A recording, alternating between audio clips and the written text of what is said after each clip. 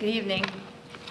I'm Sherry Kumar of the Tesla Science Foundation, and I would like to introduce you to our next speaker. The ideas presented up to this point have open dialogue about energy and innovation. But it's not enough to acknowledge today's visionaries and talk about the future. It's very important to discuss how to inspire young minds when they're just learning how to think. Our next guest is an independent researcher, public speaker, and a radio talk show host. He has been a vocal activist on the subject of Tesla and free energy. Today, to kick off our segment on education, he will talk about who was so influential to take Tesla out of schools. Ladies and gentlemen, please welcome the always outspoken Mark Passio.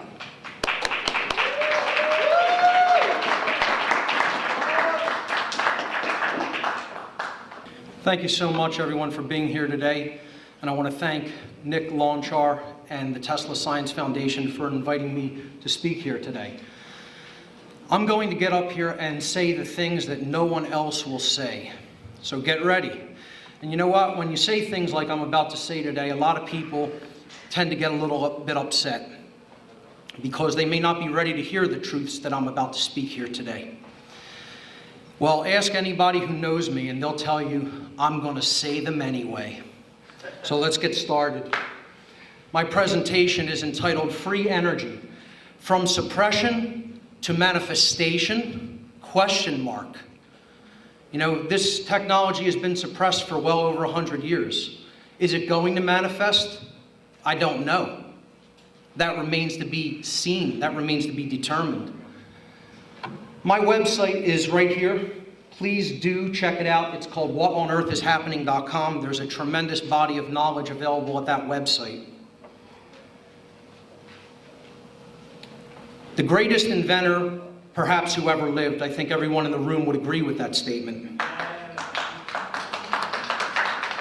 But some of the questions we don't usually get into is, how was it even possible at all for the name of the greatest inventor who ever lived to be historically marginalized? How was that even possible to do? Okay? Another question I'm going to attempt to answer is, who would have been so influential and powerful that they could have accomplished this? Okay? And then, of course, why was this done? I think we all have kind of a pretty good idea of this question. Why was it done?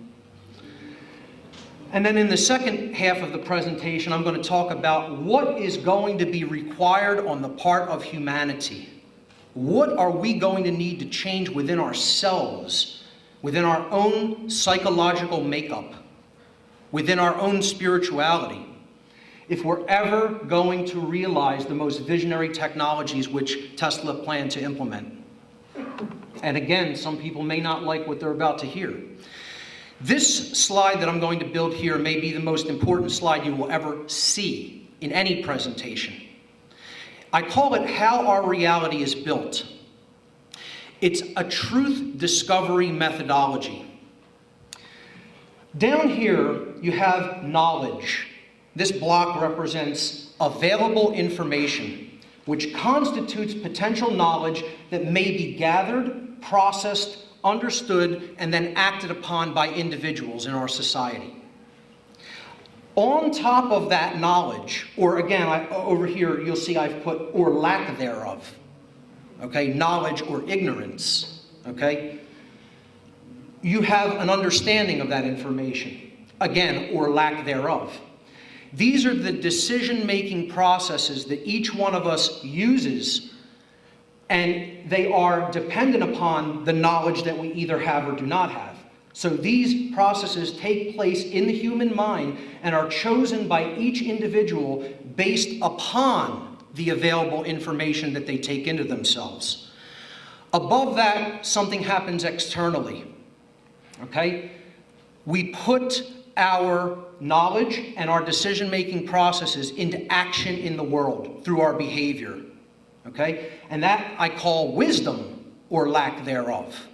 Okay? So each individual's behavior is based upon the quality of their decision-making processes, which, again, in turn, are based upon the quality of their available information that they've taken into themselves. This three-step process, okay, was in the ancient world referred to as the trivium. That's a Latin term. It means the three ways, the three methods. It's a threefold process of truth discovery. And it's been eradicated from the modern world. Eradicated. Okay? Real education in the past taught the trivium methodology. Now, so-called educators don't even know the trivium at all. They've never even heard of it. Okay? So, what happens above that? After human behavior, we get the result, right? We get what actually manifests in reality. So that's the generated result. The conclusion, the manifestation, it's what happens. It's what occurs in our world, okay? The quality of the condition which manifests in any given society is going to be based upon the aggregate quality of behavior within that society. That determines what our world is like. All right? Now, if you were of a mindset, just let's say, so to speak, to try to control that outcome, what level would you want to control things from? So, here's how to control reality, if you're of that mindset, and there are many people who are. Are you going to try to control it from the level of manifestation? Well, I think that's pretty impossible, right? Because it's already occurred. It already manifested. You're not going to control it from that level, so we could take that out of the equation. Are you going to control it from the human behavioral level? I mean physically. People's physical behavior. You're going to try to control that in each individual? Well, you could, but that's called overt control. And people see that pretty readily, right? And they'll rebel against that pretty quickly, because they'll know they're under control. So that's going to be the most difficult place to control that from. Can you control it from people's decision-making processes, meaning from the level of mind? Yes, you absolutely can. But that's actually more difficult because you have to go to each individual and you would have to try to change the way that they think. Instead, the most effective way to control reality is to control it from this base level. Available information, because that's the level all the other manifested realities are built upon. So if you can control that, you control the whole game. And you control behavior, and therefore you control the outcome. Okay? So we're going to look at how Tesla's name was actually removed from education, from schools. How was that done? How was that accomplished? Okay? Because if you're going to control available information, you have to have some level of control over educational institutions that are teaching children, allegedly. So where are you going to control that from? Are you going to control it from each institutional body? Would that be effective? I don't think that would be very effective. I think the best place, if you are of a mindset to try to control what is going to be taught to our children, would be to control the books.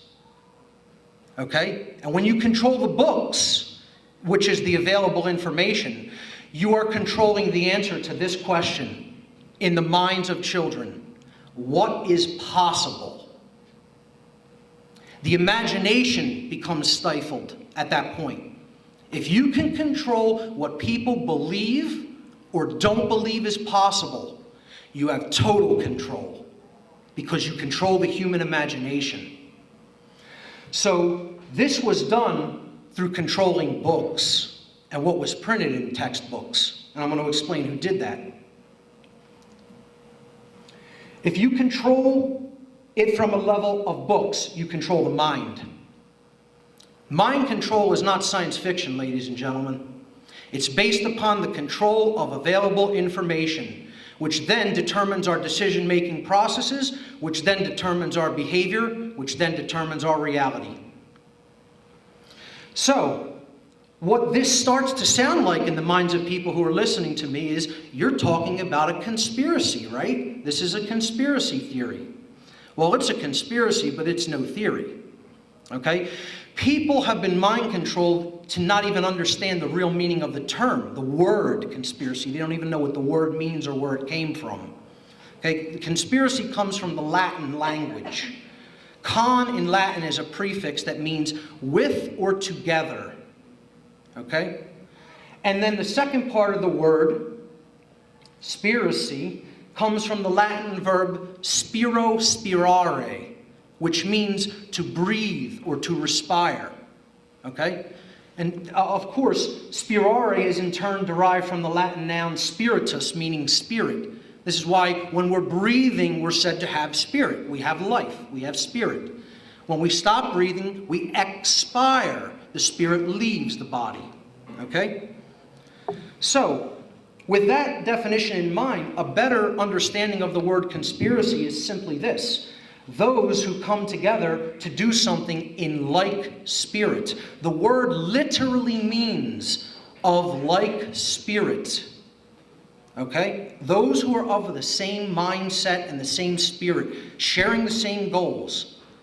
That's all it means. Okay? So, who were the conspirators?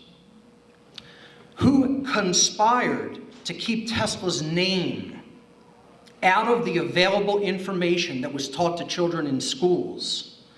Well, we know this gentleman. Most of us know this gentleman here, J.P. Morgan. We know his role, how he was connected with Tesla's life and work.